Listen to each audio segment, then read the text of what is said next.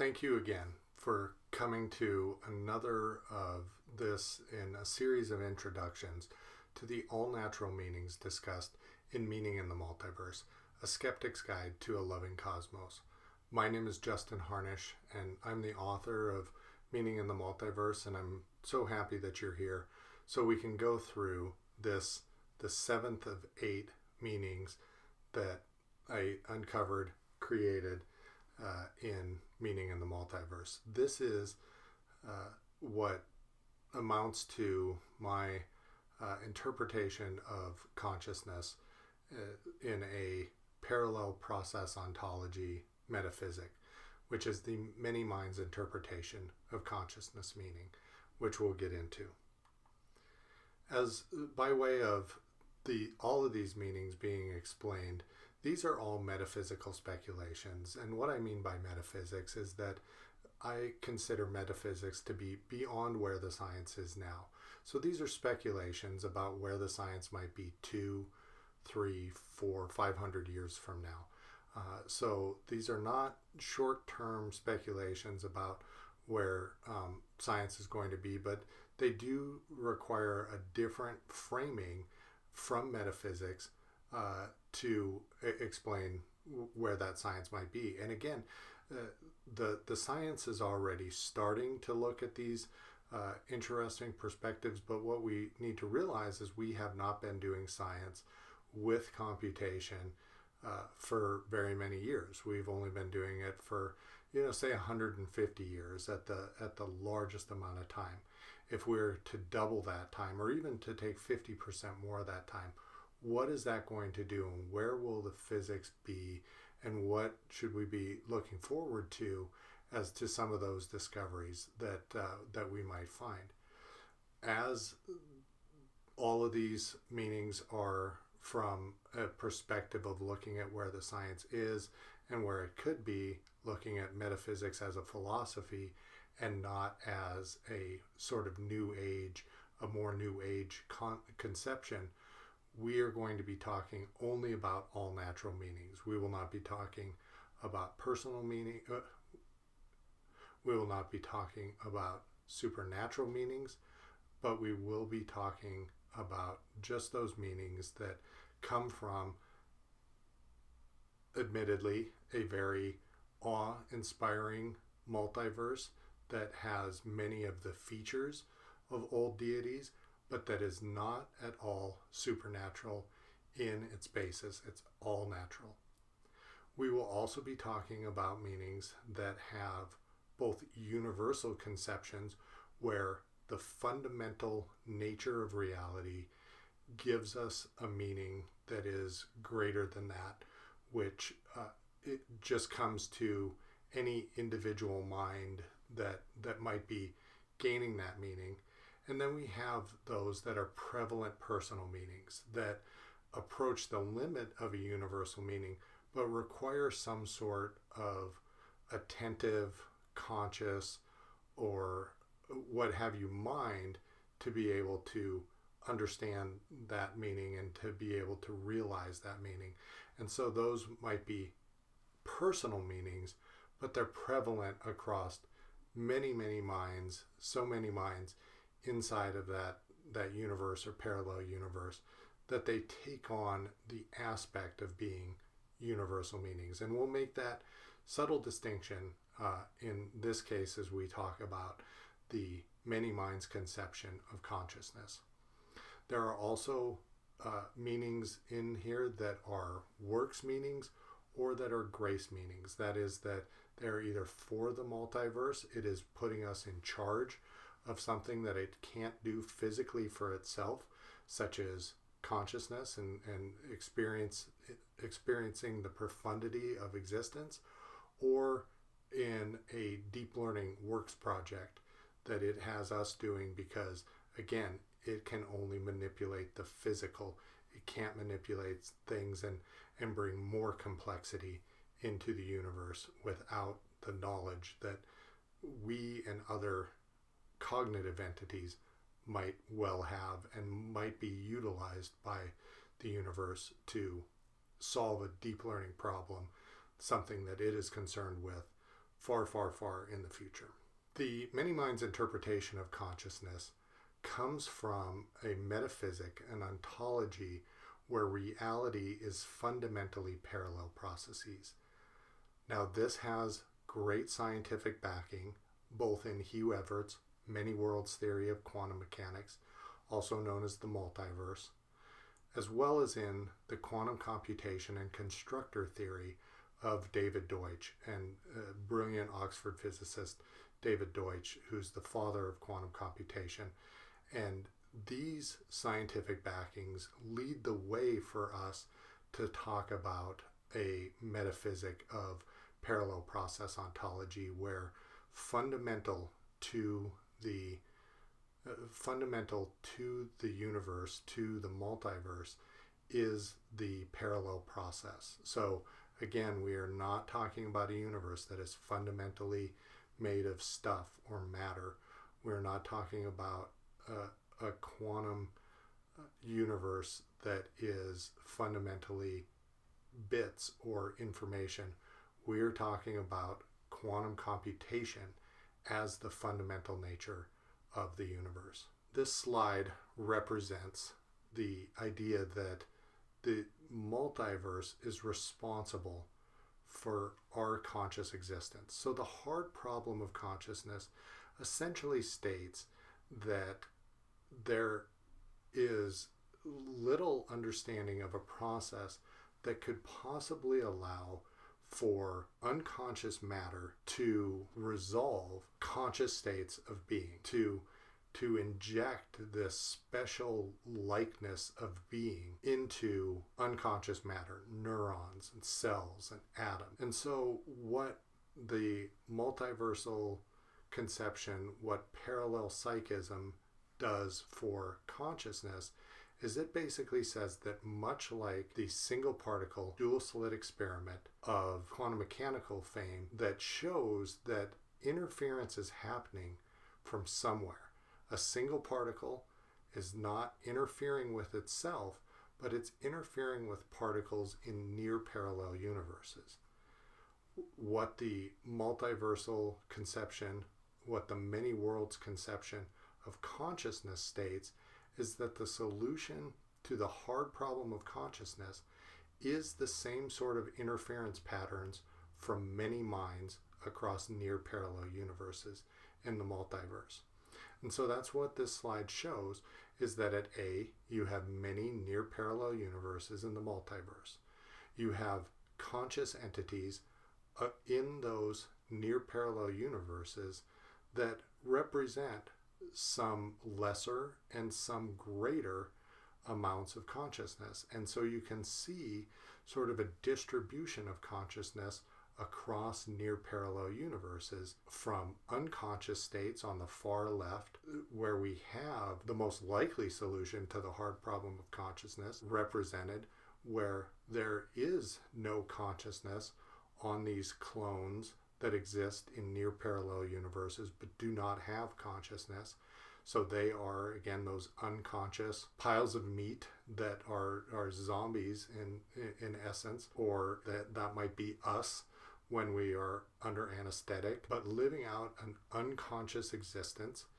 And then on the far right, you can see more and more transcendent states of consciousness, whether that be in flow or in mindful experience. And so this rising of consciousness across near parallel universes, that interference pattern, similar to the single particle dual slit experiment, the interference across near parallel universes of many minds, as opposed to these shadow particles, is what is responsible for taking us out of an unconscious state that does exist in near parallel universes and gives us some semblance of consciousness across the spectrum of many minds. So this is the neutral interlocutor that Thomas Nagel, amongst others, talks about,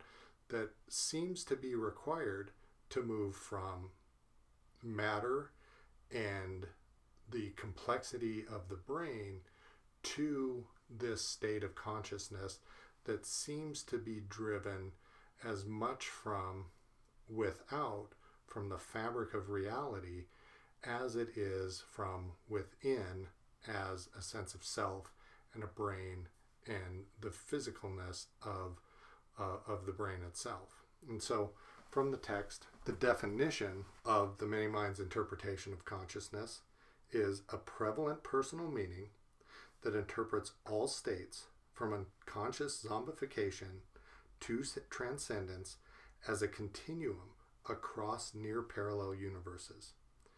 Utilizing a mechanism similar to the interference of near parallel wave functions of existence, your experience is influenced by the consciousness of shadow-selves across near parallel universes. So again, we have this concept of the wave function interfering across near parallel universes in the single particle dual slit experiment. Not only in the single particle dual slit experiment, but most representing the paradox of this interference from near parallel universes in that experiment. And we have the same concept of the wave function of the mind interfering to create consciousness across near parallel universes out of unconscious material. And this wave function of the mind is just another of the many processes, like the wave function itself, that is running across the process reality that is fundamentally computational, that is fundamentally process inside of our reality from that high level God's eye view of all of the multiverse. And so again, from the text, Meaning in the Multiverse, A Skeptic's Guide to a Loving Cosmos, which is available today at anywhere that books are being sold, and also on my website at justinaharnish.com. What truly divides philosophers is not what consciousness does, but how it does it. Is consciousness only brain-based, or does it take up dual residence in brains and something else in the universe? Do classical chemistries predominate, or are the neural correlates of consciousness expressed through quantum mechanical means? Is consciousness transferable, either to another person, to a machine, into the cosmos, or to a heightened state? Our conception of consciousness is solely thanks to the fact that we are conscious ourselves. We would not conceive of subjective experience if we did not have our lights turned on. There is no unconscious, objective measuring device for the degree of subjective conscious experience an entity is having. The Turing test was not meant to interrogate consciousness, but instead intelligence. There is nothing you can hook up to brains or beehives to determine the degree of consciousness that is enjoyed by any of the myriad things. How the system of consciousness emerges from the experiences of lower-level information processing is unknown. However, most philosophers of mind believe that finding a neutral, non-physical, and non-mental process is required for a scientific understanding of consciousness and a complete explanation of experience. Quote, "What will be the point of such a theory? If we could arrive at it, it would render transparent the relationship between mental and physical, not directly, but through transparency of their common relationships to something not merely either of them." End quote. Thomas Nagel.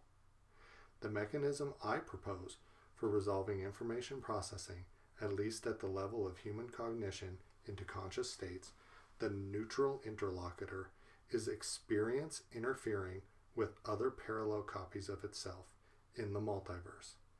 Experience as a distribution of many minds in nearby universes around the one experienced in this world forms the wave function of the mind.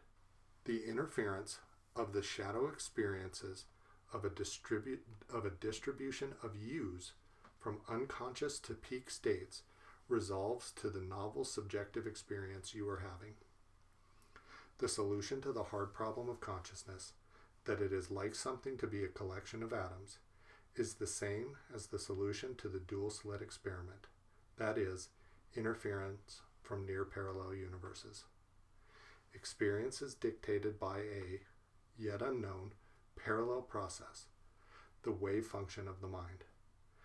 Like our experience of the flow of time, our experience of consciousness is just our, understandably, parochial view of a slice of the myriad near parallel universes interfering in each moment and in each qualia.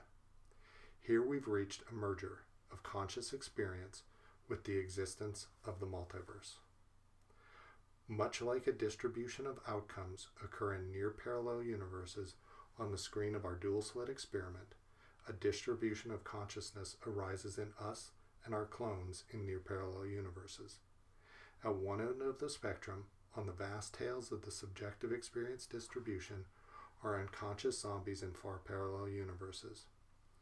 Rising up from the tails of this distribution are our most mindless states, those unexamined states that make up the bulk of conscious experience, where we are lost in thought, movies, phone games, or our emotions, the experience of most of our shadow clones that sometimes entangle us in their grasp.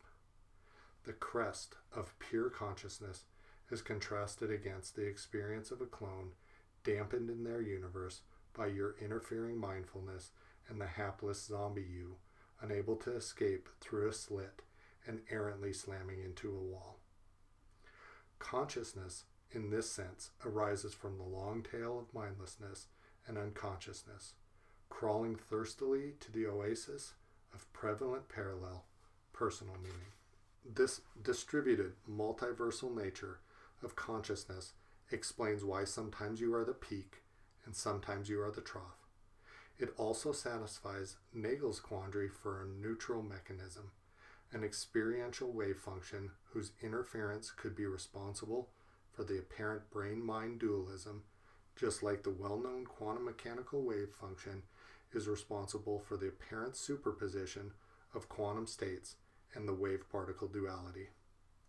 It also adheres to our conception of consciousness as being only available to higher orders of information processing, like what happens in the brain. ParallelPsychism offers the logical consistency of a distribution of unconscious to peak consciousness needed to get from the apparent unconsciousness of most matter to the sentience of some. ParallelPsychism co-opts a physical mechanism, interference between near parallel universes, to better describe how subjectivity could arrive seemingly out of nowhere. As conscious entities, experiencing now what we know to be the wave function of the mind, parallel psychic experience contributed to by the interference across many near parallel universes, we can see that our transcendent states of flow or of mindful experience are on a continuum that are shared by all of our clones across these near parallel universes. This describes why sometimes you are the peak and sometimes you are the trough. Sometimes you are reaching these transcendent states and sometimes you are in a mindless state, lost in thought. We can have these conscious states, we can drive to greater and greater practical uses of flow or of mindful experience and meditation and try and be the peak more of the time.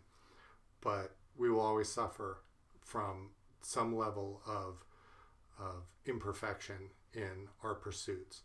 And this is because of the interference, again, of those near parallel processes.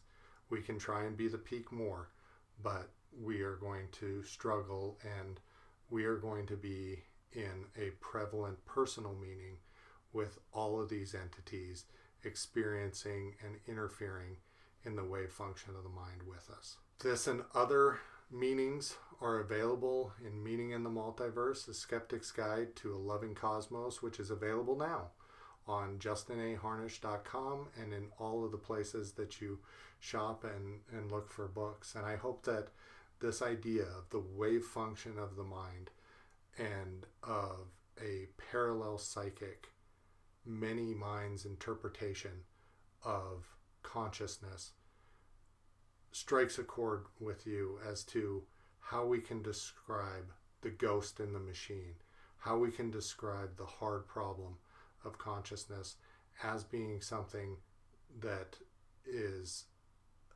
explainable, just as the single particle dual slit experiment is explainable when bringing in the concept of parallel processes like the wave function of the mind interfering across near parallel universes in some way that is against our intuitions but fully realized in the possibilities of a parallel processing ontology. And so again, I thank you very much for getting through these concepts and this deep metaphysics into the future of science and philosophy with me. My name's Justin Harnish, and again, I'm so privileged and honored that you would spend some time with me today. Thank you.